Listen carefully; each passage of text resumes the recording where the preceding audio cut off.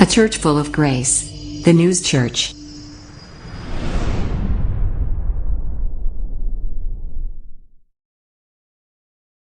네, 부문이 긴데 여러분 봉독하시느라 애쓰신 것 같아요.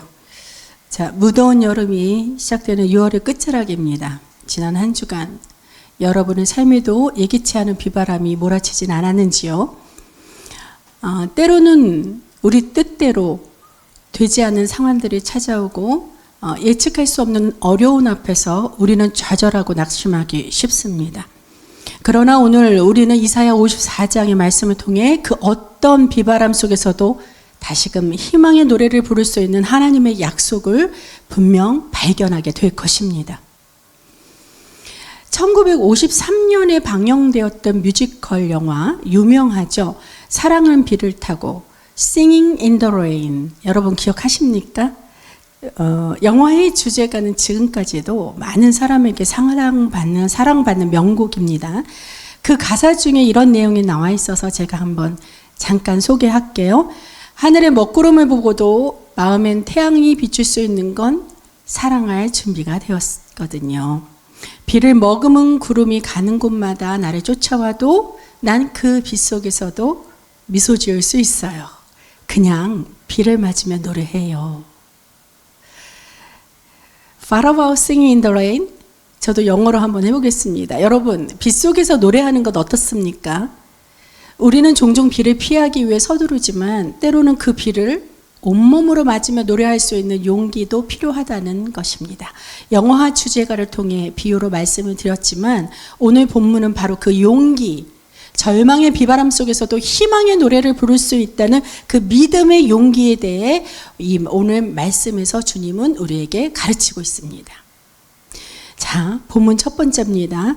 1절에서 3절까지 보면요. 그 내용은 바로 절망 가운데 기뻐하며 노래하라. 이것입니다. 자, 이사야 54장 본문 첫 구절은 그래서 강력한 명령어로 시작이 되는데요. 너는 외쳐 노래할지어다. 너는 외쳐 노래할지어다. 자, 이 말은 단순한 흥얼거림이 아닙니다. 절망의 한가운데서 터져나오는 믿음의 선포입니다. 자, 1절 자세히 볼까요? 잉태하지 못하며 출산하지 못한 너는 외쳐 노래할지어다. 상고를 겪지 못한 너는 외쳐 노래할지어다. 이는 홀로 된 여인의 자식이 남편 있는 자의 자식보다 많음이라 여호와께서 말씀하셨느니라. 여호와의 말씀은 아멘입니다. 자, 이 말씀은 당시 바벨론 포로 생활로 인해 절망과 수치 가운데 있던 이스라엘 백성들의 상황을 얘기하고 있습니다. 고대 근동에서는요, 자식 없이 버림받은 여인은 가장 큰 수치였어요. 그렇듯이 하나님께서는 그런 절망적인 상황에 처한 백성들에게 당신을 향해 외쳐 노래하라 이렇게 말씀하십니다. 홀로 된 여인의 자식이 남편 있는 자의 자식보다 많을 것이라. 이것도 비유의 말씀이죠. 비록 이스라엘의 현재는 소수이고 버림받은 것처럼 보일지 모르겠지만 하나님께서 크게 번성시키고 확장시키실 것이라는 이 단순한 위로를 넘어선 구체적인 약속을 해주셨어요. 이는 더 나아가 메시아 시대의 이방인들까지 하나님의 백성으로 편입되어 영적인 자손이 헤아릴 수 없이 많아질 것을 예표하기도 합니다. 저나 여러분 우리 모두 이방인이었어요. 근데 벌써 말씀이 이루어지기 시작하고 이 말씀이 우리 다음 세대까지 영원히 대대로 끊임없이 이 말씀이 예언이 이루어질 것 아닙니까? 여러분, 이 시대에 비록 나라의 정치가 잘못 흘러가다가 위기를 맞을지라도 또는 세속의 흐름에 따라가다가 고통과 환난 가운데 우리가 있을지라도 하나님은 우리에게 여전히 노래하라고 명하십니다. 그 음성을 듣길 바랍니다. 우리는 때때로 위기의 상황만 보고 절망하거나 좌절하여서 고통과 환난을 당하는 것입니다. 하지만 하나님은 우리의 현재 상황보다 훨씬 더 큰 비전과 약속으로 우리와 함께 하시기를 원하신다는 겁니다. 그러므로 저와 여러분은 불가능해 보여도 그러한 상황 속에서도 하나님의 약속을 믿고 기뻐 찬양하실 수 있는 저와 여러분이 되길 바랍니다. 그렇게 할 수 있는 믿음이 우리에게 임하길 축원합니다. 자, 이런 예화가 있어요. 극심한 가뭄으로 농사가 모두 실패할 위기에 처하자 농촌 주민들이 교회에 모여 비를 내려주시기 위해 합심하여 기도하자, 이렇게 결정했어요. 그런데 이 기도 모임에 어린 소년 하나가 큰 우산을 들고 교회에 왔더랍니다. 그래서 장로님이 그 소년에게, 야, 너는 지금 이렇게 가뭄이 심한데 왜 괜한 우산을 가져왔어? 이렇게 의아해하면서 묻자 소년이 대답하더랍니다. 하나님께 비가 오기에 기도하고 나면 비를 내리실 텐데 집에 갈 때 옷이 다 젖을까 봐 그래서 가지고 왔어요. 기가 막힌 믿음 아닙니까? 이 어린 소년의 믿음의 신앙이 오래된 어느 연장자보다 더 낫다는 것이에요. 행하는 믿음이야말로 살아있는 믿음입니다. 즉, 비가 올 것을 예비하고 기대하며 우산을 챙겨왔다는 것이죠. 이 소년의 믿음처럼 하나님께서도 우리에게 그러한 믿음을 요구하시는 줄 믿습니다. 그래서 하나님이 우리에게 말씀하고 계셔요. 계속해서 2절 3절이죠. 내 장막터를 넓히며 내 처소의 휘장을 아끼지 말고 널리 펴되 너의 줄을 길게 하며 너의 말뚝을 견고히 할지어다. 이는 내가 좌우로 퍼지며 네 자손은 이방을 얻으며 황폐한 성읍들을 사람 살 곳이 되게 할 것임이라. 아멘. 아멘. 이 말씀은 믿음으로 찬양한다면 단순히 입만 벌리는 것이 아니라 몸도 움직여 믿음대로 행하여야 한다는 것을 보여줍니다. 마치 새로운 식구들을 맞이할 준비하듯이 하나님께서 주신 놀라운 번영을 위해 미리 준비하고 기대하라는 것이죠. 우리가 비바람 속에서도 노래할 수 있는 첫 번째 이유는 바로 여기 있습니다. 하나님은 우리를 절망 가운데서도 노래할 수 있게 하시는 분이시기 때문입니다. 하나님은 그들이 좌우로 퍼지고 이방을 얻으며 황폐한 성읍들이 다시 사람 살 곳이 될 것이라는 희망을 분명히 말씀 가운데 주셨어요. 더불어 요한복음 15장 5절에서도 말씀합니다. 나는 포도나무요 너희는 가지라. 그가 내 안에 내가 그 안에 거하면 사람이 열매를 많이 맺나니 나를 떠나서는 너희가 아무것도 할 수 없음이라. 이 하나님 주신 언약의 약속의 희망은 그분과의 긴밀한 관계 속에서만이 참된 번영과 확장으로 회복될 것이라는 겁니다. 근데 우리는 무엇에 의지하고 있습니까? 하나님의 뜻대로 기도의 줄을 길게 느리고 있습니까? 만약 기도 응답의 확신이 있다면 하나님이 주실 축복을 담을 만큼 우리 마음의 그릇도 넉넉하냐는 말입니다. 우리는 육체를 가진 존재이기에 너무나 많이 부족할 것입니다. 그러나 하나님은 지금도 부족하나마 우리를 통해 역사하시고 그의 나라를 확장해 나가시고 그렇게 우리의 믿음대로 아버지께서 일하고 계심을 믿으시기 바랍니다. 하나님의 약속을 바라보며 절망 가운데서도 기쁨으로 노래하고 준비하면서 하나님의 열심 안에 함께하는 저와 여러분 되기를 축원합니다. 자, 두 번째입니다. 본문 4절에서 10절 말씀이죠. 여러분, 우리가 비바람 속에서도 노래할 수 있는 두 번째 이유, 바로 하나님의 진노는 잠시나 그분의 자비와 사랑은 영원하시기 때문입니다. 본문 4절 보십시오. 두려워하지 말라. 네가 수치를 당하지 아니하리라. 놀라지 말라. 네가 부끄러움을 보지 아니하리라. 내가 네 젊었을 때의 수치를 잊겠고 과부 때의 치욕을 다시 기억함이 없으리니. 절망 가운데 있던 이 이스라엘 백성들에게 두려워하지 말라. 부끄러워하지 말라. 이렇게 하나님께서 위로하는 것이 아니라 그것을 넘어서 강한 선포로 그렇게 말씀해 주고 계십니다. 이 선포가 저와 여러분 안에도 임하시기 축원합니다. 즉 과거의 아픔, 즉 젊었을 때의 수치나 이 과부 때의 치욕을 다시는 기억하지 않게 하시겠다는 약속입니다. 이것은 단순히 수치스러웠던 과거가 잊혀지게 되는 것을 넘어 과거에 입었던 상처에서도 완전히 벗어나 깨끗이 치유되어 회복과 명예를 주시겠다는 하나님의 선포인 줄로 믿습니다. 이렇게 약속하신 그 말씀의 근거가 곧이어 5절에서 명확히 보여주고 계시죠. 이는 너를 지으신 이가 내 남편이시라. 그의 이름은 만군의 여호와시며 내 구원자는 이스라엘의 거룩한 이시라. 그는 온 땅의 하나님이라 일컬음을 받으실 것이라. 하나님은 하나님 자신 스스로를 우리를 지으시니 우리의 남편이라고 명명하셨어요. 여기서 남편이라는 비유는 하나님의 백성을 향한 그분의 언약적 사랑과 신실하심을 가장 잘 표현하는 그러한 말이죠.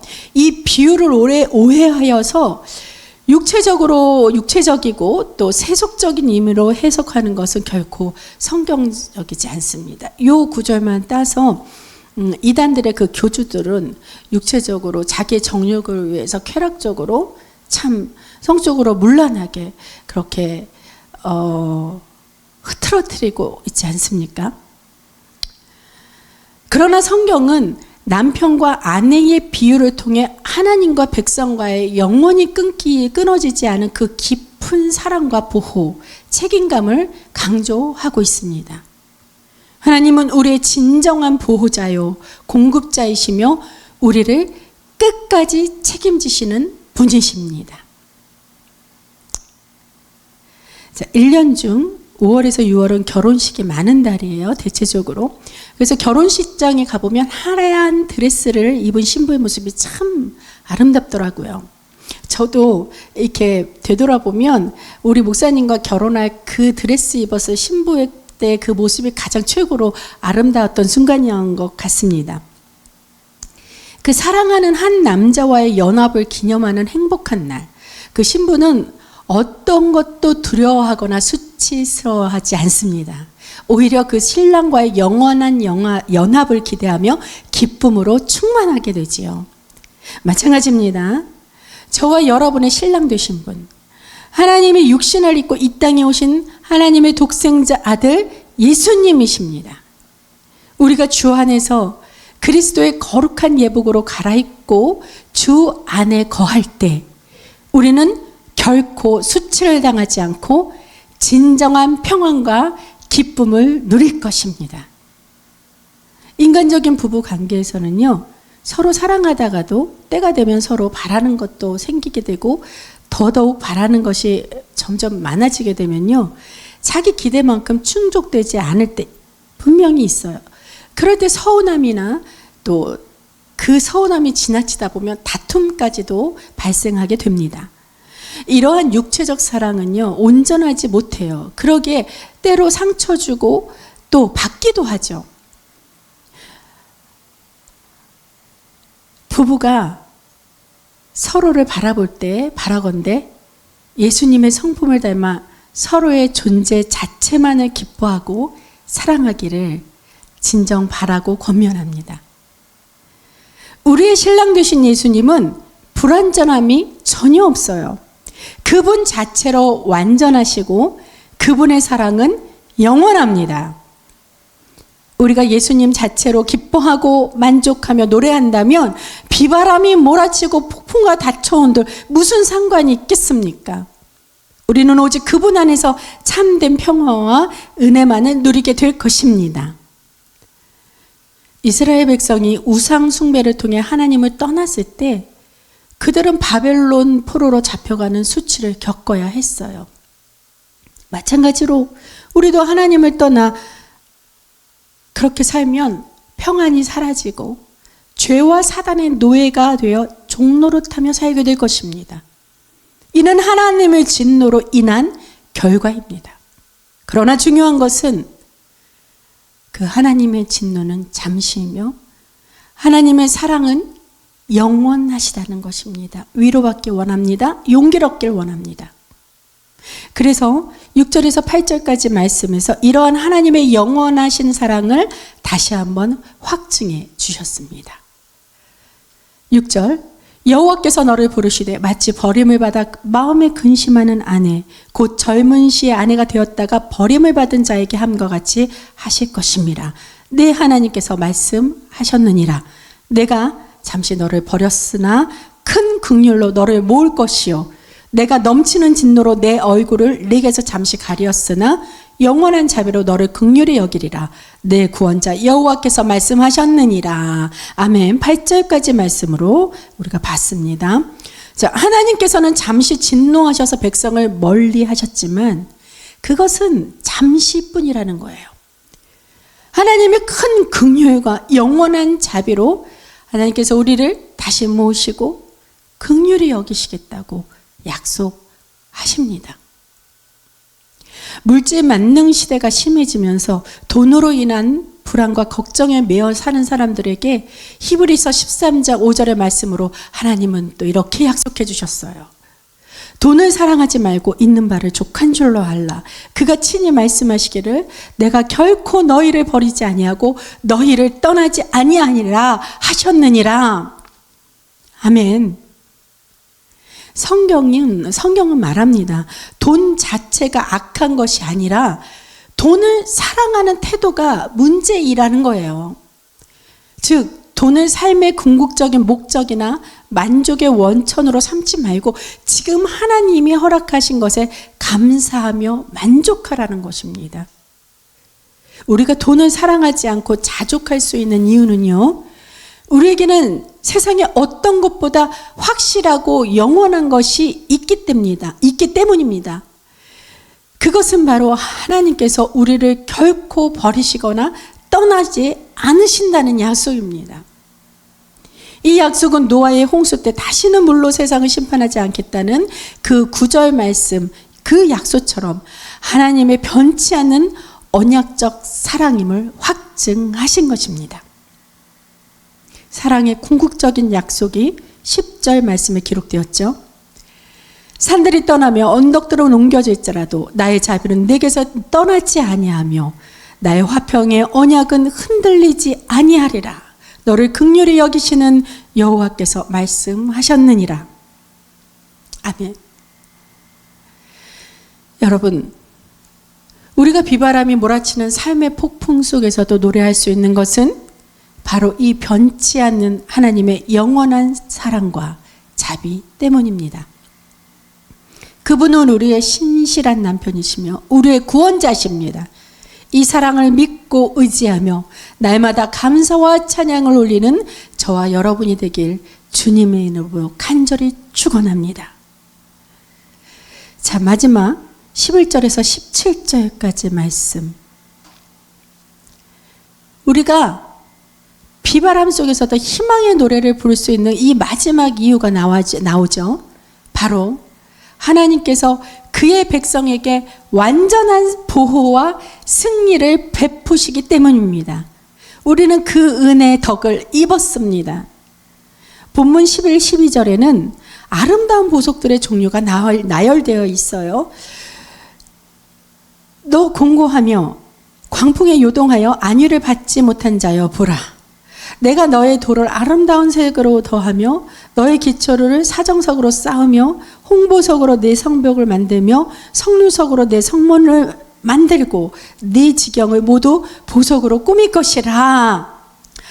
자, 여기 보석의 이렇게 종류가 많이 나왔는데요. 사실 저는 여기에 사정석, 홍보석, 석류석, 제가 듣도 보도 못한 이 보석들의 종류가 나왔는데요. 분명히 최고로 아름다운 보석일 것입니다.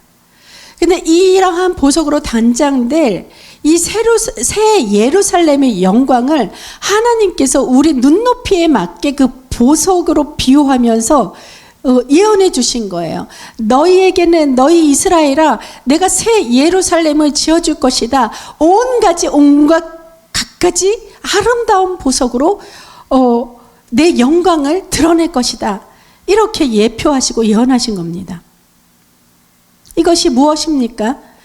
하나님의 백성이 궁극적으로 누릴 영원한 영광과 평안입니다. 할렐루야. 그러므로 여러분, 우리가 당하는 고난은 영원한 것이 아니라는 겁니다. 오히려 하나님은 때로 우리의 연약함과 고난을 통해 더욱 아름답고 영광된 존재로 우리를 빚어가시는 그러한 과정이라는 걸 믿으시기 바랍니다.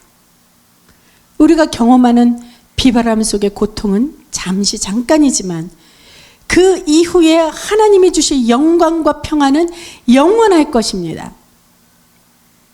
그래서 13절에 진정한 축복이 무엇인지 하나님은 말씀하십니다. 내 모든 자녀는 여호와의 교훈을 받을 것이니 내 자녀의 평강이 클 것이며. 세상에서 아무리 많은 것을 소유하고 성공했다 한들 내 심령에, 내 영혼에 평안이 없다면 우리는 불안과 두려움에, 공포에 사로잡힐 것입니다.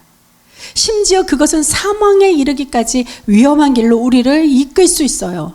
그러므로 우리는 우리 자신뿐 아니라 다음 영원한 세대인 그 자녀들까지도 하나님의 말씀을 배우게 해야 합니다.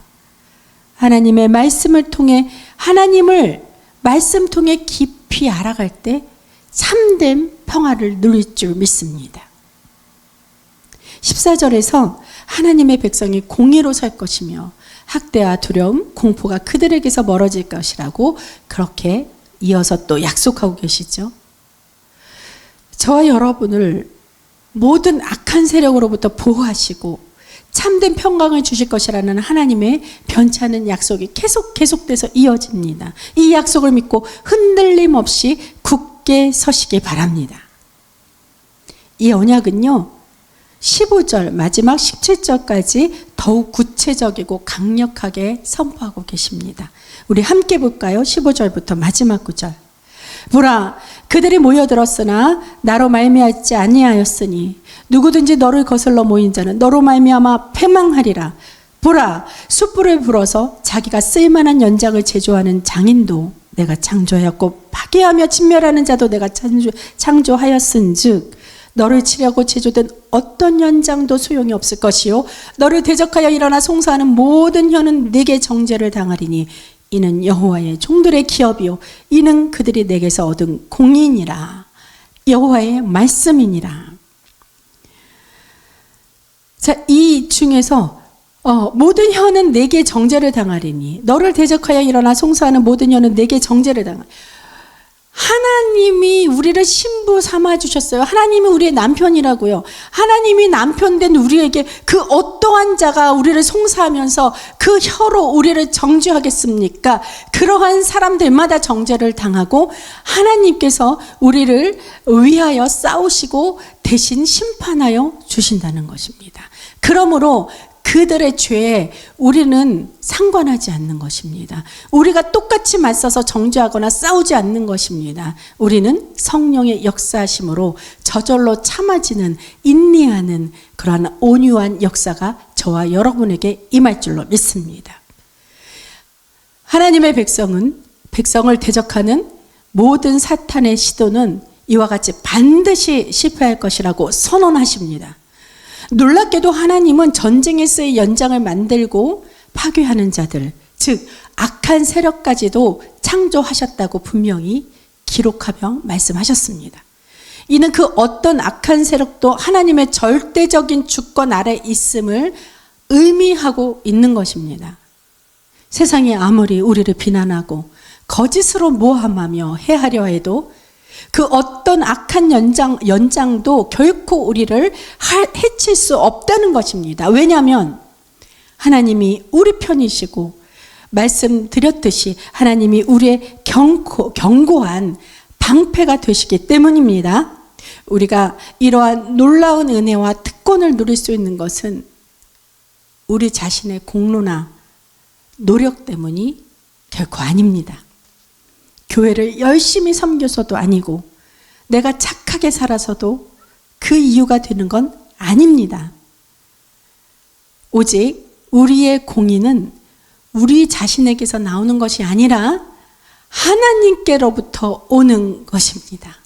인정하시기 바랍니다. 이것이 바로 여호와의 종들이 물려받을 영원한 기업이며 하나님께로 받은 완전한 의입니다. 이신칭의라고 하죠.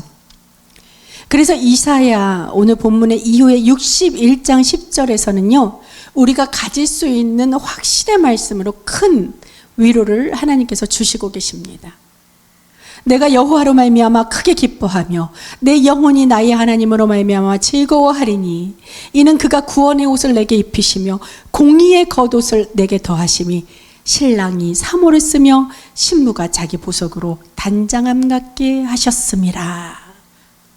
여러분, 오늘날 우리가 살고 있는 세상은 여전히 불확실하고 혼란스럽습니다. 개인의 삶에도, 가정에도, 교회에도, 사회에도, 나라에까지도 수많은 도전과 위협이 존재합니다. 그때 우리는 낙심하고 두려워할 수 있어요.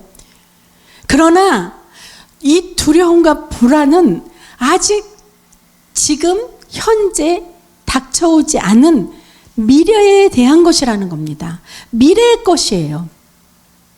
그러나 우리는 미래에 사는 것이 아니라 지금 오늘을 사는 것 아닙니까? 그러기에 우리는 오늘을 살아내기만 하면 되는 겁니다. 미래를 위한 모든 것은 하나님의 약속이 분명히 여러 번 거듭거듭 되기에 우리가 두려워할 이유도 불안해야 할 필요가 아무것도 없다는 것입니다. 우리의 삶은 지금이 중요합니다. 그래서 지금 어떻게 살아야 합니까? 항상 기뻐하라. 쉬지 말고 기도하라. 범사에 감사하라. 이것이 그리스도 예수 안에서 너희를 향한 하나님의 뜻이니라. 우리가 하나님의 뜻대로 살아야 하는 것입니다. 데살로니가 전서 5장 16절에서 18절 말씀. 미래는 하나님의 주권이며 우리에게 수많은 약속으로 책임져 주실 것을 성경 통해 말씀해 주셨습니다. 그러므로 우리는 미래에 대한 불안이나 두려움을 버리고 어떠한 현재의 비바람이 몰아칠지라도 하나님을 노래하며 찬양하는 현재의 삶을 살아가길 소망합니다. 찬양 가운데 우리는 꼭 기억해야 할 것이 있어요. 하나님께서 구원의 옷을 입히시고 의롭다함을 주셔서 우리에게 충만한 기쁨을 누리게 하신 그 하나님의 영광을 잊지 않고 꼭 기억하며 살아가는 것입니다. 오직 하나님의 전적인 사랑과 은혜로 말미암아 우리의 죄와 수치로부터 벗어나 그 어떤 악한 세력도 우리를 해할 수 없다는 그 단단한 믿음으로 불안과 두려움을 떨쳐내시길 바랍니다. 이 모든 은혜가 하나님이 저와 여러분에게 주신 은혜의 약속입니다. 우리는 이 변치 않는 믿음을 변치 않는 이 약속을 믿고 담대하게 나아가길 바랍니다. 하나님을 더욱 깊이 알아가고 예수님과 동행하며 성령님의 인도하심에 순종하십시오. 세상의 불의와 타협하지 않고 하나님의 공의를 삶의 기준으로 삼는다면 하나님이 친히 우리를 보호하시고 우리의 모든 대적을 물리쳐 주실 것입니다. 이제 우리는 하나님 앞에서 신랑과 신부처럼 가장 존귀하고 아름다운 존재가 될 것입니다. 이 믿음으로 확신하며 기쁨으로 주 이름을 찬양하는 저와 여러분이 되기를 소망합니다. 마지막 결론입니다. 여러분, 우리는 오늘 이사야 54장의 말씀을 통해 비바람 속에서도 노래할 수 있는 그 세 가지 분명한 이유를 깨닫게 되었습니다. 첫째, 하나님은 비바람 속에서도 소망의 노래를 명하십니다. 둘째, 하나님은 비바람 속에서도 영원한 사랑을 약속하십니다. 마지막 셋째, 하나님은 비바람 속에서도 완전한 보호와 승리를 베푸십니다. 할렐루야. 본문 1절 시작부터 보면요, 잉태하지 못하며 출산하지 못한 너는 노래할지어다. 이렇게 우리가 다시 한번 보면요, 이 명령하신 하나님의 말씀은 현재 믿지 않는 영혼들이 우리보다 더 많기 때문에 믿음의 자녀된 저와 여러분이 여호와 하나님을 찬양하면서 그 이름을 널리 세계에 알려야 한다는 그 명령입니다. 믿지 않는 영혼들을 탄생시키기 위해 이 땅에 태어나기 거듭나게 하기 위해 상고를 겪어보지 못했고 한 번도 잉태하지 못한 자, 즉 선교나 전도 한 번 못해보지 못한 자가 한 명도 없도록 하나님의 위대하심과 주 예수 이름을 높여 우리는 함께 노래해야 할 것입니다. 우리의 찬양을 통해 성령 하나님께서 믿지 않는 자 중에서 택하신 영혼들을 주님께서 하나님의 이름으로 예수의 이름으로 불러 모아 주실 것입니다. 그러기에 우리의 삶의 장막터를 넓히세요. 더 큰 비전을 품고 하나님이 주실 은혜를 기대하며 비바람 속에서도 행하는 믿음으로 우리 주 예수의 이름을 노래하세요.